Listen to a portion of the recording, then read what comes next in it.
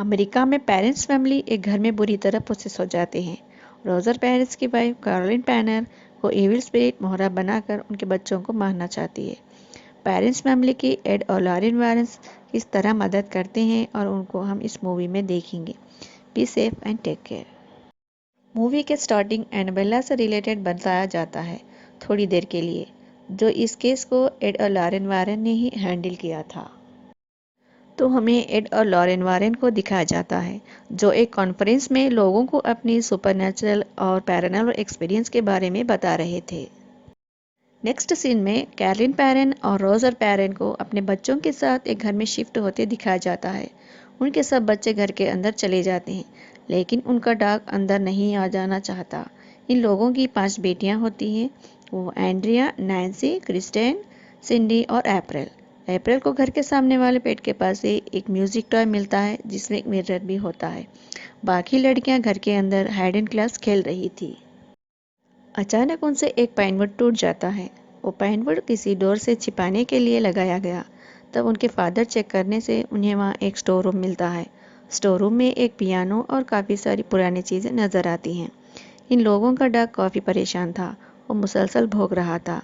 अगले दिन सुबह कार्लिन अपने पैर पर कुछ निशान देखती है और उनकी सारी घड़ियाँ 3:60 पर रुकी होती है। अप्रैल को उनका डॉग मरा हुआ मिलता है। नेक्स्ट सीन एड और लॉरेन वारेन के घर से। घोस्ट म्यूजियम को एक प्रेस रिपोर्टर को दिखा रहे थे। एड इस म्यूजियम के जितने भी चीज़ें हैं वो घोस्ट रिलेटेड है कहते हैं, और ये घोस्ट महीने में एक बार आकर प्रेयर करके चले जाते हैं। वहाँ एक अनाबेला डॉल के बारे में भी बताते हैं। इस डॉल बहुत बड़ी पावरफुल है। नेक्स्ट पेरेंट फैमिली को बताया जाता है। फिर वही घड़ियाँ 3:07 बंद होती हैं। सेम टाइम क्रिस्टेन सो रही थी। तभी उसका पैर कोई खींचकर नीचे गिरा देता है। वो डर कर जाग जाती है और गंदी स्मेल भी आ रही थी। सिड्डी को नींद में चलने की आदत है। वो चलते चलते एंड्रिया के रूम में जाकर अपना सर वार्डरोब पर मारती है। नेक्स्ट डे कार्लिन के बॉडी पर एक और जख्म दिखाई पड़ता है और रोजर घर के बाहर जाते वक्त कबूतर को झाड़ से नीचे गिरकर मरता हुआ देखता है। वो परेशान होता है। अप्रैल और कार्लिन घर पर अकेले थे। अप्रैल किसी से बात कर रही थी पर वहाँ कोई नहीं होता। अप्रैल कार्लिन को हाइड एंड क्राफ्ट खेलने को कहती है। कार्लिन उसे ढूंढते हुए एंड्रिया के रूम में जाती है। वहाँ अलमारी खुद ब खुद खुल जाती है। उसमें से कोई क्लैप्स करता है। अप्रैल उसके पीछे से आ रही थी। वो शॉक हो जाती है मगर ज़्यादा तवज्जो नहीं देती। फिर बेड से क्रिस्टाइन को कोई नीचे खींच देता है। वो डर जाती है। वो नोटिस करती है दरवाजे के पीछे कोई खड़ा है। वो कह रहा था उसे और उसकी फैमिली को ख़त्म करेगा। नैन्सी भी वहाँ होती है मगर उसे कोई नज़र नहीं आता, लेकिन बुरी स्मेल आ रही थी। ये बात अपनी फैमिली को भी बताते हैं। अब कैरोलिन की बॉडी पर जख्म और ज़्यादा हो रहे थे। फिर उसे बच्चे खेलने की आवाज़ सुनाई देती है। चेक करती है लेकिन बच्चे सो रहे थे। फिर से वहाँ घर की चीज़ें अपने आप गिर जाने लगती है। सब उठ जाते हैं। कार्लिन को एक लड़की की आवाज़ सुनाई देती है। उसे फॉलो करने लगती है। बेसमेंट का डोर खुद ब खुद खुल जाता है। उसके अंदर जाकर डर कर भागने की कोशिश करती है, लेकिन डोर फिर भी खुद ब खुद बंद हो जाता है। वो सीढ़ियों से गिर जाती है। वहाँ कोई उसके पास बॉल फेंकता है। फिर वहाँ से भागने की कोशिश करती है। वहाँ अंधेरा हो जाता है। माचिस की तीली जला रही थी। उसे कोई लड़की डरा रही थी और क्लैप भी कर रही थी। उधर सिंडी एंड्रिया के रूम में अलमारी पर अपना सर मार रही थी। एंड्रिया उठकर उसे अपने पास सुला लेती है। वहाँ अलमारी का डोर खुद ब खुद ओपन हो जाता है। एंड्रिया उस अलमारी को खोलकर चेक करती है। उस वक्त उस अलमारी के ऊपर एक औरत का घोस्ट बैठा होता एंड्रिया पर अटैक करता है। तभी रोजर पहुंचता है। घर में चीखने चिल्लाने की आवाज़ें सुनता है। सबसे पहले कार्ली को बेसमेंट से बाहर निकालता है। वो दोनों ऊपर जाके अपने बच्चों को इकट्ठा कर लेते हैं। वो लोग काफ़ी डर चुके थे। नेक्स्ट सीन में एड और लॉरेन वारेन को एक यूनिवर्सिटी में सुपरनैचुरल के बारे में लेक्चरर दे रहे थे। वहाँ ऑडियंस में कार्लिन भी सुन रही थी। लेक्चरर ख़त्म होते ही कार्लिन एड और लॉरेन वारेन को जाकर अपने घर आने के लिए रिक्वेस्ट करती है। एड और लॉरेन वारेन पेरेंट्स के घर जाते हैं। कार्लिन और रोजर उन्हें सारी बातें बताते हैं। हमारे हालत दिन ब दिन बिगड़ते जा रहे हैं और गंदी स्मेल आने लगती है। रात में 3 मरतबा दरवाज़ा नॉक होता है और सुबह बंद हो जाता है और जो भी परिंदा उनके घर पर आकर बैठता है, सुबह होते ही वो गार्डन में मरा हुआ मिलता है। घर की सारी घड़ियां 3:07 पर बंद हो जाती हैं। ये सब सुनकर एड बताते हैं ये सब शैतान से रिलेटेड है। इसके बाद बेसमेंट में जाते हैं। लॉरेन रियलाइज करती है वहाँ कुछ गड़बड़ है। वहीं पर कुछ बुरे हालात भी हो चुके। एड कैरोलिन से घर में होने वाली सारी इंसिडेंट को पूछ रहे थे रिकॉर्ड करने के लिए। दूसरी तरफ लॉरेन अप्रैल को उसकी फ्रेंड्स के बारे में पूछ रही थी। अप्रैल अपना म्यूजिक टॉय लॉरेन को दे देती है। लॉरेन उस म्यूजिक टॉय को ओपन करती है, नोटिस करती है वहाँ उसमें रोरी नाम की बच्ची का साया उसमें में नज़र आता है। अप्रैल से पूछते हैं ये कहाँ से मिला। तभी ये लोग उस पेड़ की तरफ जाते हैं जहाँ से वो म्यूजिक टॉय मिला था। तभी लॉरेन वहाँ पेड़ के लटकती हुई एक घोस्ट को देखती है जो इन फैमिली को सता रही है। फिर लॉरेन इन लोगों को बताती है इस घर में एक बहुत बड़े शैतान का कब्जा है। वो जब आई थी तभी उसने देख लिया। ये काले शैतान की रूह है जो बहुत ताकतवर है। और ये सभी बताती है उन्होंने उस साये को उनकी फैमिली के पीछे खड़ा हुआ देखा था। उस घोस्ट की परछाई उनके साथ है, इन लोगों को परेशान कर रही है। यहाँ तक कि ये लोग घर छोड़कर जाने पर भी उनका पीछा छोड़ने वाली नहीं है। तब एड उन्हें बताते हैं उन्हें एक्सोर्सिज्म करना पड़ेगा, जिसके लिए चर्च से इजाज़त लेनी पड़ेगी। पहले उन्हें चर्च वालों को सबूत देना है, फिर अलाउड करेंगे। और ये भी बताते हैं यहाँ नंबर ऑफ घोस्ट है। सबसे बुरा एक साया है जिसके दिल में शदीद नफरत भरी है। रात को जब एड उस रिकॉर्डर को प्ले करते हैं तब सिर्फ उनकी आवाज़ ही आती है। उसमें कैरोलिन और रोजर की कोई रिकॉर्डिंग नहीं होती। लॉरेन एड को इस जगह की हिस्ट्री के बारे में बताती है। एक आदमी ने इस जगह पर एक फार्म हाउस बनाया। एक ऐसी औरत से शादी की जो काले जादू का यकीन करती है, यहाँ तक कि वो खुद भी काला जादू करती थी। उस औरत का नाम बादशिबा था। इसने अपने 7 दिन के बच्चे को जलाकर डेविल को खुरबानी दी थी। ऐसा करते हुए उसके हस्बैंड ने देख लिया। वो वहाँ से भागकर पेड़ पर फांसी लगा ली। इस इंसिडेंट के बाद उस घर में कई ज़्यादा डेथ्स हुई हैं। रोरी नाम का बच्चा गुम हो गया। उसकी याद में उसकी माँ ने उस घर के स्टोर रूम में सुसाइड कर ली। इसके अलावा उस घर की नेबर भी सुसाइड की और एक बच्चे की वहाँ से तालाब में डूबने से मौत हो गई। ये लोग बता रहे हैं थे प्लेयर खुद ब खुद प्ले हो जाता है। उनमें एड की आवाज़ के साथ साथ एक घोस्ट की आवाज़ भी आती है जो काफ़ी डरावनी थी। उस वक्त टाइम 3:07 हो रहे थे। अगले दिन एड और लॉरेन वारन रोजर के घर जाते हैं सारे सबूत इकट्ठा करने के लिए। चर्च को दिखाएं।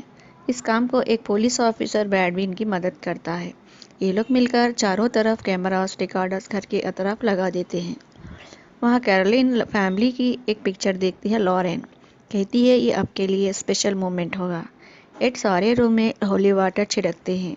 वहाँ कोई शैतान हो तो उसको हरकत हो जिससे वो रिकॉर्ड कर सके। तभी अचानक से बेसमेंट का डोर खुल जाता है। एड और लॉरेन वारन अंदर जाते हैं। वहाँ उन्हें कुछ नज़र नहीं आता। जब बाहर आ रहे थे डोर अपने आप बंद हो जाता है। उस रात उन्हें कुछ सबूत नहीं मिलता। नेक्स्ट मॉर्निंग खुशी खुशी ब्रेकफास्ट कर रहे हैं।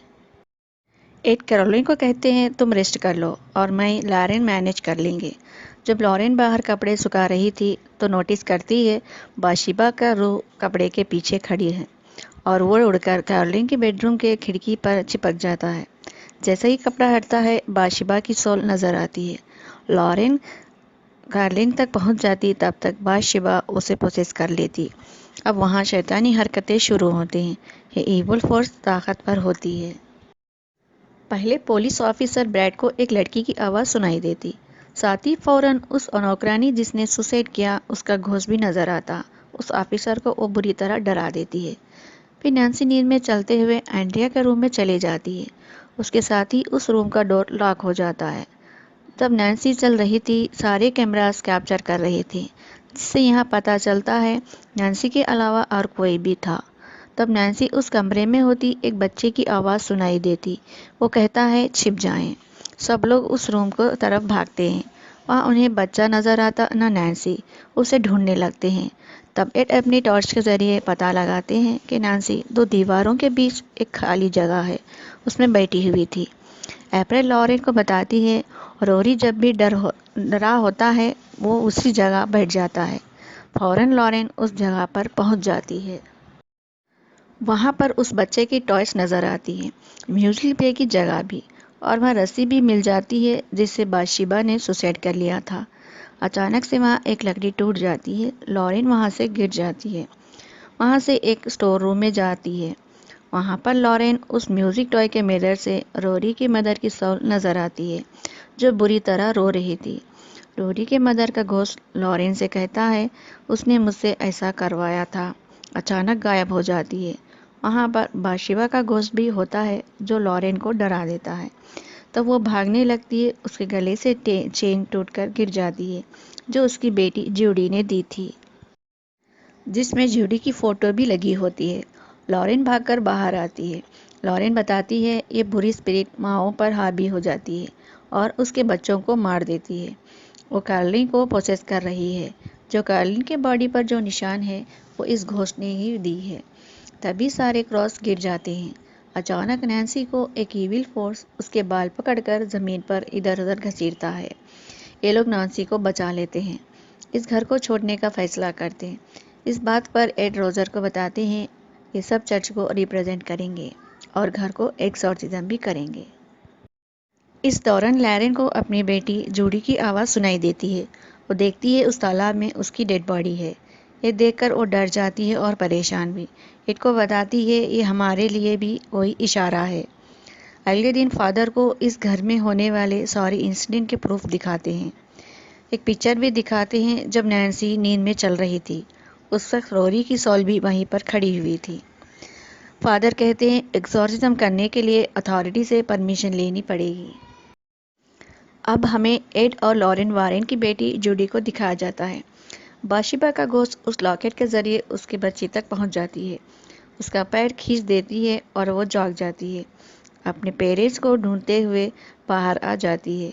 हम देखते हैं कि उस म्यूजियम में एनाबेला डॉल नहीं है। जूडी देखती है उस वक्त बाशिबा के गोद में एनाबेला है। वो उसे डराती है और उसको नुकसान पहुंचाने की कोशिश करती है। ठीक वक्त पर एड और लॉरेन वारन पहुंच जाते हैं, अपनी बेटी की जान बचा लेते हैं। दूसरी तरफ कैरोलिन अपने साथ क्रिस्टेन अप्रैल को अपने साथ कहीं ले जा रही थी। इस बात का पता चलते ही रोजर एड को इन्फॉर्म करते हैं। लॉरेन इसे बताती है ये वही स्पिरिट का काम है जो माओं पर हावी होकर उनके बच्चों को मारने लगती है।